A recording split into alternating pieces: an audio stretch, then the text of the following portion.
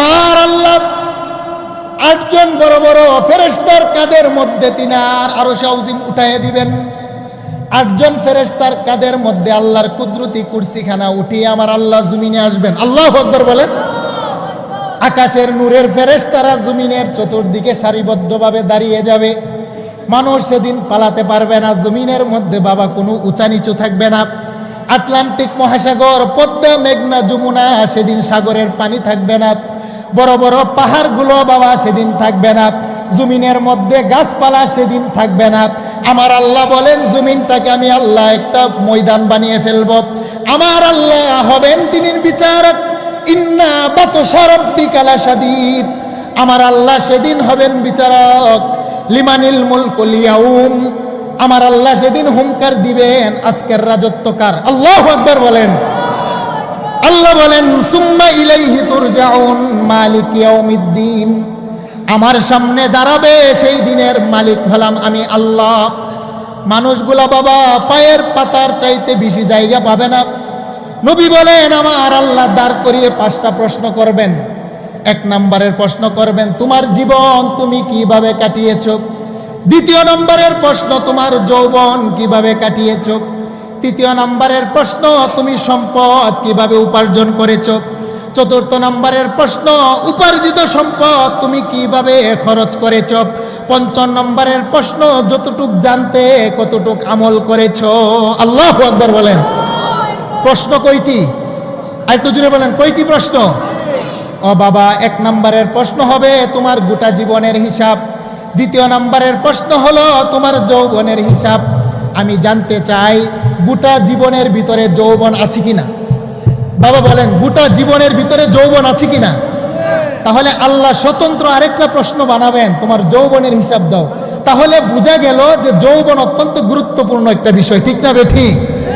যুবক ভাইয়েরা আসছেন, মনোযোগ সহকারে শুনবেন। বুখারী আউয়াল 7 লক্ষ হাদিস থেকে একখানা হাদিস ইমাম বুখারী নিয়ে আসছেন। বুখারীতে আউয়ালে ইমাম বুখারী বলেন আল্লাহর নবীর হাদিস, সাবআতু ইউযিল্লুহুমুল্লাহু ফি জিল্লিহি ইয়াওমা লা জিল্লা ইল্লা জিল্লুহু। হাসরের ময়দানে আমার আল্লাহর আরশের ছায়া ছাড়া কোনো ছায়া থাকবে না।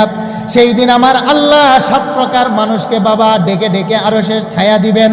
তার ভিতরে 2য় নম্বরের ব্যক্তি হলো ও শাবুন নাশা ফি ইবাদাতিল্লাহ। যে সমস্ত মানুষগুলা টকবকে যৌবন দেহে নিয়ে আল্লাহর কদমে সেজদা দেয়। আল্লাহু আকবার বলেন। আজকে এই হিলফুল ফুজুলের যুবক ভাইয়েরা মমতাজের গান করতে পারতো, কি বলেন ঠিক না বে ঠিক? আজকে নর্তুকি এনে নাচাতে পারতো, কিন্তু ওলামায়ে কেরামকে একত্রিত করে তাদের পরামর্শ নিয়ে টাকা দিয়ে, পয়সা দিয়ে, শ্রম দিয়ে, বুদ্ধি দিয়ে আজকে বাড়িখোলা দক্ষিণ পাড়ার এই যুবকেরা যৌবন বয়সে অশ্লীলতা বেহায়াপনার দিকে না গিয়ে আল্লাহর কোরআনের মাহফিল সাজিয়েছে। এটাই যেন হাদিসের ব্যাখ্যা হয়ে যায়। যৌবন বয়সে যারা কোরআনের মাহফিল সাজায় আমার আল্লাহ তাদেরকে আরশ আযীমের নিচে বসার জায়গা করে দিবেন। সুবহানাল্লাহ বলেন।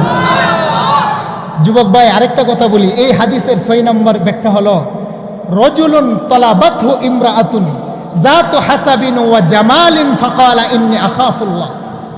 একজন যুবককে যদি একজন সুন্দরী মেয়ে ডাকে, হে যুবক তোমার সাথে আমি প্রেম নিবেদন করতে চাই, তোমার সাথে আমি গোপনে তোমার সাথে আমি আমার খাহেসাত মিটাতে চাই, তখন যুবক যদি বলে ফাকালা ইন্নী আখাফুল্লাহ, হে আমার বোন আমি আমার আল্লাহকে ভয় করি। আল্লাহু আকবার বলেন। যেই যুবক সুন্দরী রমণীর এই প্রেমের প্রস্তাব গ্রহণ না করে, জেনা ব্যভিচার না করে আল্লাহর ভয়ে ছেড়ে দেয়, আল্লাহ রাসূল বলেন আমার আল্লাহ হাসরের ময়দানে তাদেরকে ডেকে ডেকে মুতির মিম্বরে বসার জায়গা করে দিবেন। সুবহানাল্লাহ বলেন। আল্লাহ পাক আমাদের এই সমাজের যুবকগুলাকে কবুল আর মঞ্জুর করে, সকলে বলেন আমিন। আম্মা জান আয়েশা বললেন ইয়া রাসূলুল্লাহ আলহামদুলিল্লাহ আলহামদুলিল্লাহ নাহমাদুহু ওয়া নাস্তাঈনুহু ওয়া নাস্তাগফিরুহু ওয়া নু'মিনু বিহি ওয়া নাতাওয়াক্কালু আলাইহি ওয়া নাউযু বিল্লাহি মিন শুরুরি আনফুসিনা ওয়া মিন সাইয়্যাতি আ'মালিনা।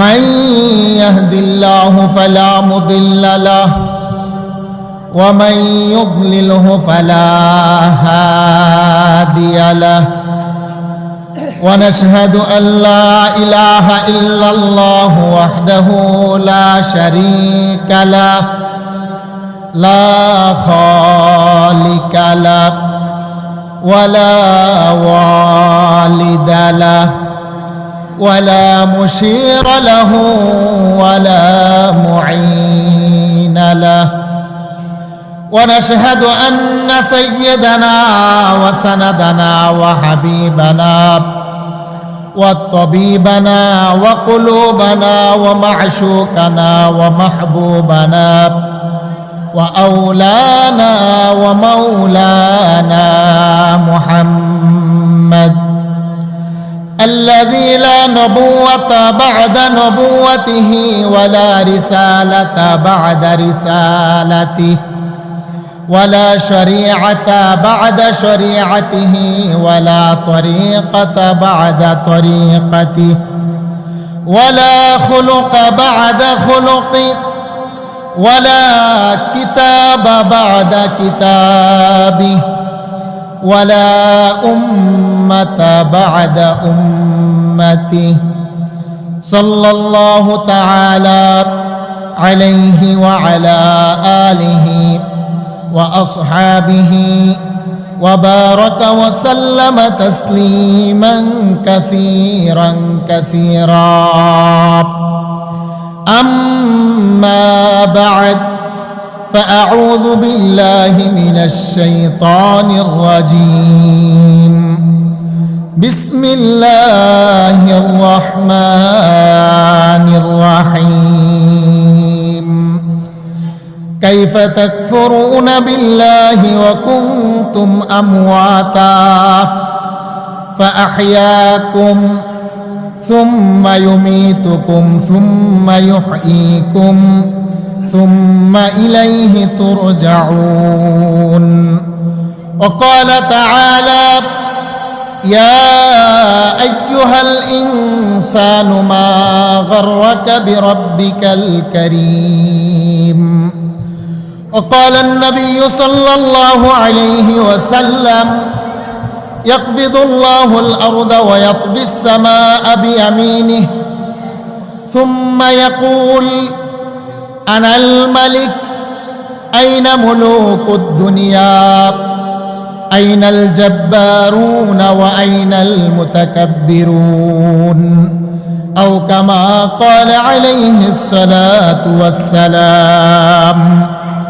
إن الله وملائكته يصلون على النبي يا أيها الذين آمنوا صلوا عليه وسلموا تسليما একটা জবানও বন্ধ রাখবেন না নবীর প্রতি প্রেম ভালোবাসা নিয়ে অন্তর উজাড় করে দুরূদ শরীফ পড়ুন যেই দুরূদ আমরা নামাজের মধ্যে পড়ে থাকি আল্লাহুম্মা সাল্লি আলা মুহাম্মাদিন ওয়া আলা আলি মুহাম্মাদ কামা সাল্লাইতা আলা ইব্রাহিম ওয়া আলা আলি ইব্রাহিম ইন্নাকা হামিদুম মাজিদ اللهم بارك على محمد وعلى آل محمد كما باركت على إبراهيم وعلى آل